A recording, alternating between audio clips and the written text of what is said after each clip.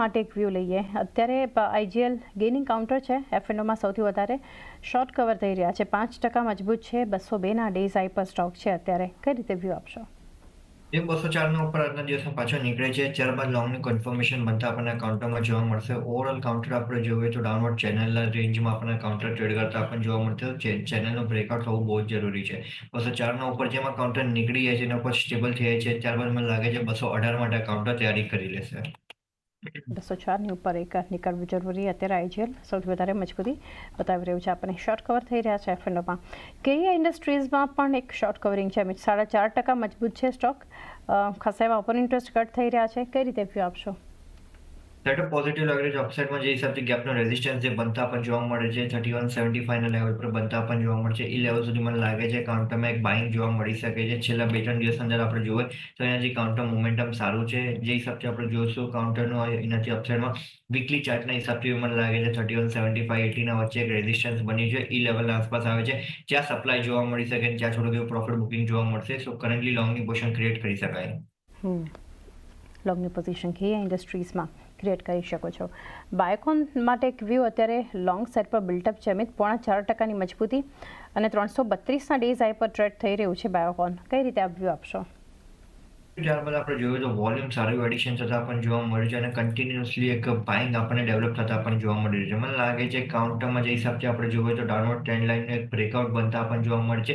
જે હિસાબથી આપણે જોઈએ તો અપસાઇડમાં જે પહેલો રેઝિસ્ટન્સ આ કાઉન્ટરને બનતા પણ જોવા મળે છે 342 છે. 342 ઉપર જેમાં કાઉન્ટર નીકળે છે, ત્યારબાદ 370 માટે બી તૈયારી કરી લેશે. સો ઓવરઓલ સેટઅપ પોઝિટિવ લાગે છે. લોંગની પોઝિશન ક્રિએટ કરી શકાય. Setup positive. બાયોકોન માટે લોંગની પોઝિશન ક્રિએટ કરી શકો છો. ઇન્ડિગો માટે પણ એક વ્યૂ લઈએ. જે ક્રૂડમાં ઘટાડો અને અત્યારે આપણે જોઈ રહ્યા છીએ એવિએશનમાં, તો ઇન્ટિગ્લોબ એવિએશનમાં લોંગ સાઇડ પર બિલ્ટઅપ છે. 3.5%ની ખરીદદારી છે, 3% આસપાસના ઓપન ઇન્ટરેસ્ટ એડિશન પણ છે. તો કઈ રીતે સલાહ આપશો? કરન્ટલી ઇન્ટ્રાડે ફ્રન્ટ પર લોંગની પોઝિશન ક્રિએટ કરી શકાય 55.72ના લેવલ્સ માટે.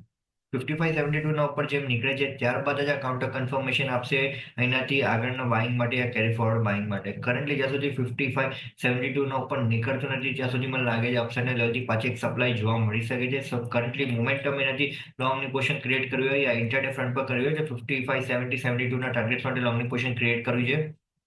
જેમ 55.72ના ઉપર ક્લોઝિંગ આપી દે છે તો કાઉન્ટર 5750-5800 માટે તૈયારી કરી લેશે. તો એક વ્યૂ ઇન્ટિગ્લોબ એવિએશન હાલના કાઉન્ટર માટે બનતું જોઈ રહ્યા છે. આઇનોક્સ વિન્ડ માટે એક વ્યૂ લઈએ અમે. તો લોંગ સાઇડ પર બિલ્ટઅપ અહીંયા પણ છે. આઇનોક્સ વિન્ડમાં 3.5%ની ખરીદારી છે અત્યારે. 172ના એક ડેઝ હાઈ પર જ છે ફ્યુચરમાં. કઈ રીતે સલાહ આપશો તમે? 4 દિવસથી આપણે જોઈએ તો અપસાઇડના લેવલથી ખાસી સપ્લાય બનતા પણ જોવા મળી છે. હવે જે હિસાબથી આપણે જોવા એનાથી તો વીકલી ચાર્ટમાં જે હિસાબથી ટ્રેન્ડ લાઇનનો બ્રેકઆઉટ જે બનતા પણ જોવા મળે છે અને સાથે સાથે જ આપણે જોઈશું તો ઇનવર્સ હેડ એન્ડ શોલ્ડરની પેટર્નની બ્રેકઆઉટ બનતા પણ જોવા મળે છે. 173.50ના લેવલ પર બનતા પણ જોવા મળે છે. 173.50 સ્પોટ લેવલ પર જેમ આઇનોક્સ વિન્ડ નીકળે છે ત્યારબાદ અહીંયાથી કમસે કમ 20 પોઈન્ટના મોમેન્ટમ માટે લોંગની પોઝિશન ક્રિએટ કરી શકાય. સો જેમ 173.50ના ઉપર થોડોક ટાઈમ બી સ્ટેબલ થઈ જાય છે તો 190-195ના ટાર્ગેટ્સ માટે લોંગની પોઝિશન ક્રિએટ કરી શકાય. 173.50ની ઉપર એક સ્પોટમાં નીકળવું જરૂરી. આઇનોક્સ વિન્ડ માટે આ લેવલ્સ ધ્યાનમાં રાખજો. પોલીકેબમાં અત્યારે ખરીદારી છે અને પોલીકેબ 3% મજબૂતી છે અત્યારે. 2%ના ઓપન ઇન્ટરેસ્ટ એડિશન બતાવી રહ્યું છે સ્ટોક. આમ તો જે ડેઝ હાઈના લેવલ છે ત્યાંથી થોડું પ્રોફિટ બુકિંગ પણ આવી ગયું છે, પરંતુ કઈ રીતે સલાહ આપશો પોલીકેબ પર? હવે મોમેન્ટમ પ્લે કરવો હોય તો હું કહીશ કે 56.50નો લેવલ પાછો જેમ બ્રેક થાય છે ત્યારબાદ લોંગની પોઝિશન ક્રિએટ કરવી જોઈએ. તો ગેપના વચ્ચે કાઉન્ટર ચાલતા પણ જોવા મળે છે. ગેપ ફિલ કરવાની તૈયારી કરી રહ્યો છે કાઉન્ટર. અત્યારે આપણે જોશું તો અપસાઇડમાં જે રેઝિસ્ટન્સ ઝોન બતાવે છે ગેપનો એ 57.60ના લેવલ પર બનતા પણ જોવા મળે છે. તો જેમ પાછા 56.50ના ઉપર અહીંયાથી પોલીકેપ સ્પોટ લેવલ પર નીકળે છે ત્યારબાદ લોંગની પોઝિશન ક્રિએટ કરવી જોઈએ 100 પોઈન્ટના મોમેન્ટમ માટે. તો એક વ્યૂ અત્યારે પોલીકેબના કાઉન્ટર પર બનતો જોઈ રહ્યા છે. નેક્સ્ટ મજબૂતી જે સ્ટોકમાં છે એ છે બજાજ ફિનસર્વ.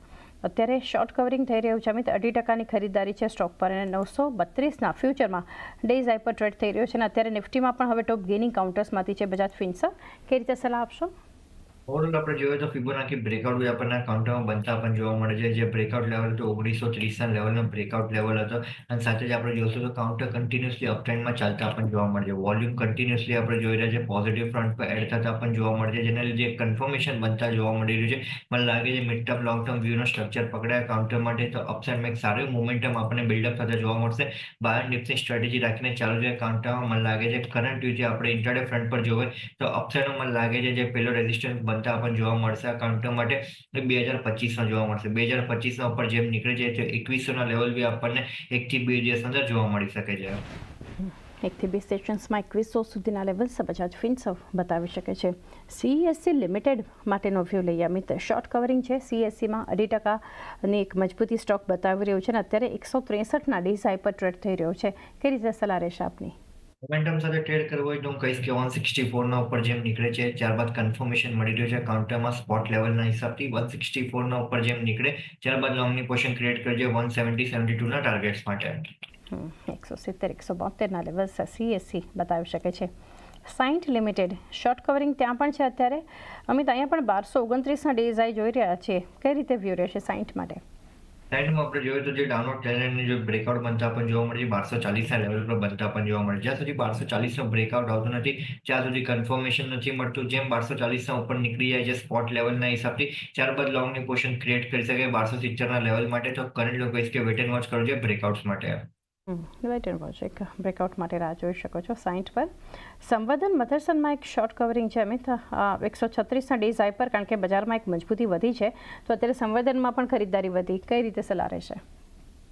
પ્રદર્શનમાં એક બ્રેકઆઉટ આવ્યું છે. મોમેન્ટમ બી સારું બિલ્ડઅપ થતા જોવા મળ્યું છે. વોલ્યુમ બી સારું એડિશન થતા જોવા મળે છે. મને લાગે છે લોંગની પોઝિશન ક્રિએટ કર્યું છે. અપસાઇડમાં જે નિયર રેઝિસ્ટન્સ મંથલી ચાર્ટના હિસાબથી જોવા મળે છે 142 છે. 142ના ઉપર જેમ નીકળે છે ત્યારબાદ ફ્રેશ લોંગની પોઝિશન સારી બી ઇનિશિએટ થતા કાઉન્ટરમાં જોવા મળી શકે છે, જ્યાંથી આપણને 160 બી જવાની જગ્યા બનાવી શકે છે.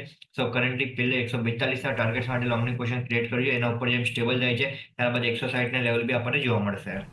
142ના પહેલા અને ત્યારબાદ ઉપર 160 સુધીના લેવલ્સ જતા પણ સંવર્ધન બતાવી શકે છે. ક્રોમ્પ્ટનમાં અત્યારે ખરીદદારી છે અમિત. શોર્ટ કવરિંગ છે. ઓઆઈ ચેન્જ વધારે નથી પરંતુ 2.5%ની એક પોઝિટિવ પ્રાઇસ ચેન્જ ક્રોમ્પ્ટન બતાવી રહ્યું છે અને ડેઝ હાઈ પર 330 પર. કઈ રીતે સલાહ આપશો?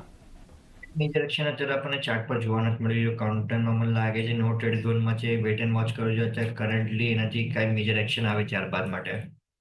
હાલ તો એક વેટ એન્ડ વોચ માટેનો વ્યૂ પણ તો જોઈ રહ્યા છે આપણને ક્રોમ્પ્ટન પર.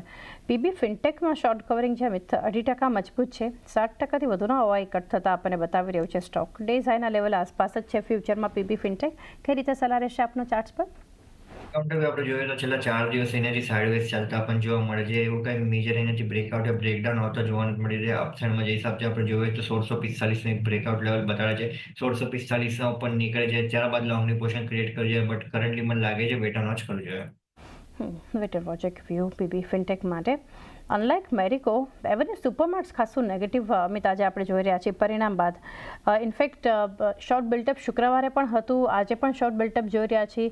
2.5%નું દબાણ છે અત્યારે એવરેજ સુપરમાર્ટ્સ પર. અહીંયા કઈ રીતે સલાહ રહેશે? છેલ્લા 4-5 દિવસની અંદર આપણે જોઈ રહ્યા છીએ કાઉન્ટરમાં કન્ટિન્યુઅસ એક સેલિંગ જોવા મળે છે. બટ એના સામે જ આપણે જોઈશું તો ઇન્ડિયા માર્ટ અને વીએમએમ વિશાલ મેગા માર્ટ આ બેઉમાં બાઇંગ બનતા પણ જોવા મળે છે. સો કોન્ટ્રા ફ્રન્ટ પર આ કાઉન્ટર ચાલતા પણ જોવા મળી રહ્યો છે. કરન્ટલી જે હિસાબથી આપણે જોઈએ તો આજના જેસમાં 50 ડીએમનો સપોર્ટ લેતા કાઉન્ટર આપણને જોવા મળી રહ્યો છે. જે સપોર્ટ લેવલ બનતા પણ જોવા મળે છે કાઉન્ટરનો એ 3900નો છે. 3900ના લેવલનો પાછો બ્રેકડાઉન આવે છે તો હું કહીશ કે નવી શોર્ટની પોઝિશન પાછી ક્રિએટ કરી શકાય. આ રેટ પર એનાથી રિસ્ક રિવોર્ડ વેરિયેબલ ઝોનમાં નથી. નવી શોર્ટની પોઝિશન ક્રિએટ કરવા માટે અપસાઇડમાં જે બ્રેકઆઉટ લેવલ બતાડે છે જ્યાંથી બાઇંગ આપણને રિવર્સલ થતા જોવા મળી શકે છે 4050ના ઉપર છે.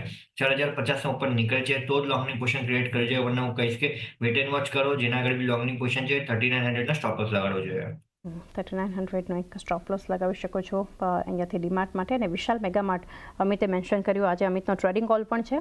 52 વીક્સ હાઈ બનતા આજે આ કાઉન્ટરમાં આપણે જોયા 126ના અને 128ના ટાર્ગેટ જે છે અમિત દ્વારા વિશાલ મેગા માર્ટ માટે આપવામાં આવ્યા છે ટ્રેડિંગ કોલ્સમાં. અમિત એ સાથે